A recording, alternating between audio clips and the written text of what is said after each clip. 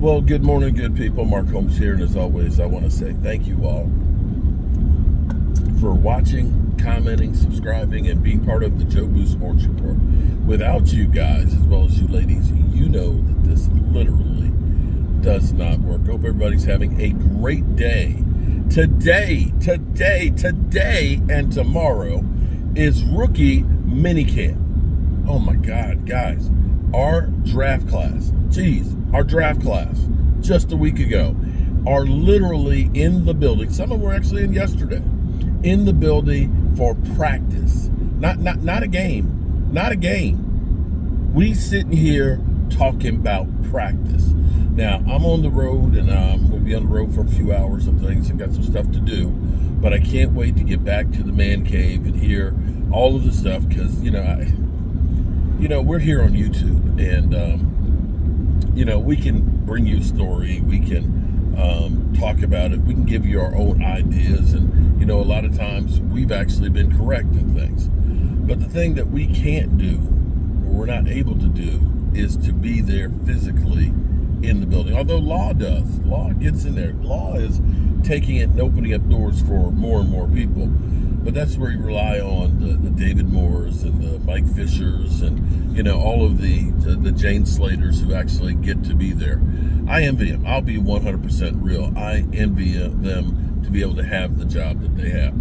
Be that as it may, the Dallas Cowboys are still in the process of figuring out what they're going to do as far as wide receiver.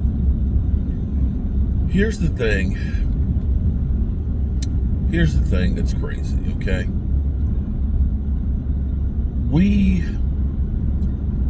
are overvaluing. This is what we do. We are overvaluing players because we have been so bad, okay? We have a stud in CeeDee Lamb, and contrary to what you guys believe about Dak Prescott hasn't exactly had the best. This is no disrespect to the players. Has not had exactly the best players to work with or have a loaded roster like some players do. That's a fact, okay? That's not to say that Jalen Tolbert or Cedric Wilson or Noah Brown, that these guys aren't decent number 3 wide receivers. But here's the problem the Cowboys have had. Before Dak Prescott went out, we had the worst running game in the NFL. We were getting under 70 yards a game. Historically bad. We were so bad that there was no other Cowboys season ever that was averaging less per run. Okay? That's okay if you had an offense like Peyton Manning or, who was just throwing for 6,000 yards, basically. Be that as it may, it's still a problem. Because I believe he still had Edric James, but be that as it may. The other problem we've had is consistently, year after year, is separation. I know that some of you don't understand the difference of whether a wide receiver separates or not. But the Dallas Cowboys are always at the bottom of separation. When you cannot separate, the quarterback has to throw in tight windows. Tight windows. Now, that's not to say a quarterback shouldn't be able to throw in tight windows. He should. But if you're having more tight window passes, generally speaking, that's because the DB is right there. And when you look at cornerbacks' closing speed, that gets your hand on the ball, batted away, your hand on the ball to take an interception, or to interfere with you as the ball gets there to prevent you from getting a catch. Can we agree with that? Now, surprisingly, Dak Prescott is one of the best tight window quarterbacks. But here's the thing. You want to mix in some nice easy passes, some guys being wide open. Because the more they're wide open, the more room for error that you have. And don't start with this stuff, well, it's just because Dak Prescott, he can't throw that tight window pass. Consistently, if you take Josh Allen and make him throw tight windows in the same clip that Dak has to, okay? If you take Jalen Hurts and make him throw in the same tight windows without having a great number 2 like Devontae Smith and no running game, I guarantee you see more interceptions. So herein lies the problem. One, as we go to training camp, we see a great play because the problem with us is every practice is open. And, Law gets there for a couple of weeks and, Vosh gets there. Everybody gets there. And they'll take a clip or two of a nice play in practice doing a drill. And people will look at that and say, oh my God, there's Jerry Rice. When it just happens to be one good play. And we overvalue those guys. Thing is, when we actually get to the game situation, pretty much we've had CeeDee Lamb and the fellas.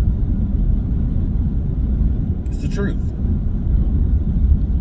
First year without Amari Cooper, CeeDee Lamb, Noah Brown, injured Michael Gallup, and a bunch of guys. After that, we got Brandon Cooks, aging veteran, who was 600 yards. Okay, was better than Noah Brown, but about 600 yards.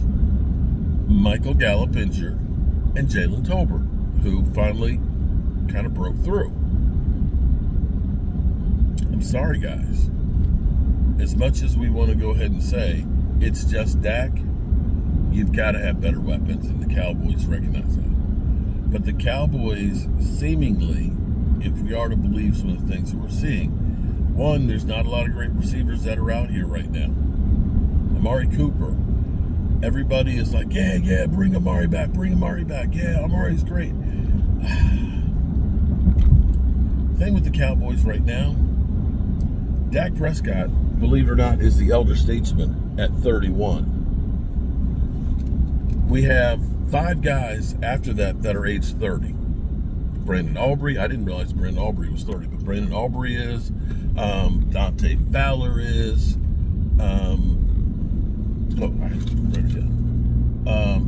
Donovan Wilson,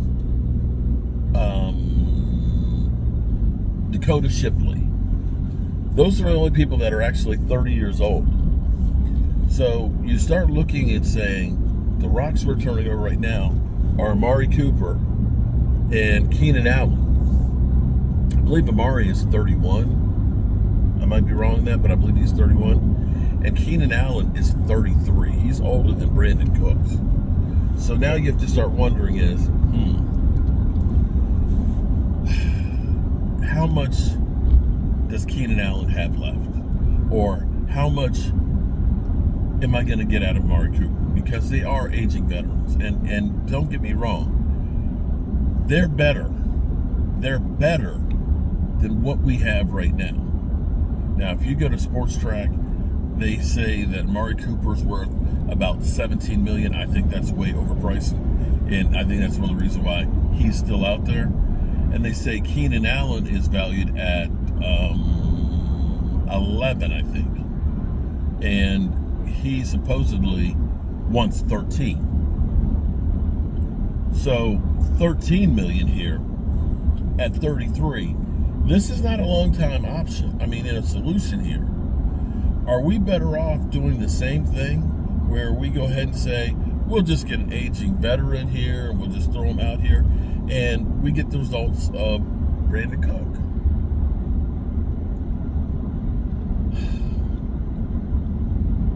I get it. That's the less expensive solution or the stopgap. But I'm not sure that that's the best solution here. You know, I keep thinking in my mind, as we've gone through with Amari Cooper. See, Amari Cooper, the thing people don't remember is the nagging injuries that he always had. Sometimes Amari Cooper would have a little bit of an attitude and not want to practice. Sometimes in some games, Amari Cooper, you kind of see him on the sidelines checked out. Now we're talking about screwing with his money and making a team-friendly contract. People are like, well, Tyler Lockett signed a $4 million deal. So that means the market's dropped. The market may drop, but that doesn't mean that he's going to be happy about signing a deal and looks at it and says, CeeDee Lamb's getting $34 million a year and I'm getting $6. Screw this. And Keenan Allen, off of 750-yard season last year, be it was with the Bears on a bad offense. I get that. And Amari Cooper coming off of being with the Browns and then with Buffalo, but he was injured in between those and never seemed to really catch fire on a wide receiver needy team in Buffalo with Josh Allen thrown to him. So, are these great options? Now, the Cowboys, they're beginning to kind of pivot a little bit here and, talk about how Jonathan Mingo, we had a high grade on him and we gave up a 4 for him. He's really our draft pick. Okay.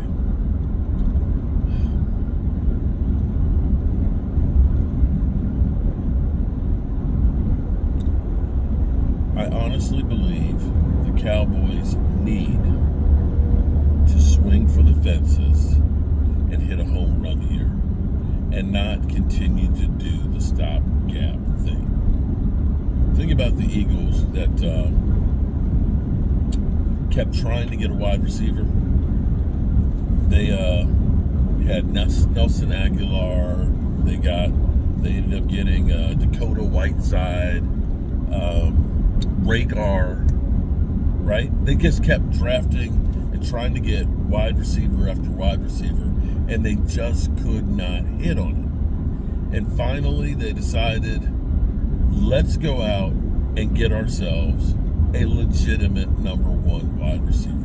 It cost them a number 1 pick, but A.J. Brown has been hell on earth with the Eagles in that situation.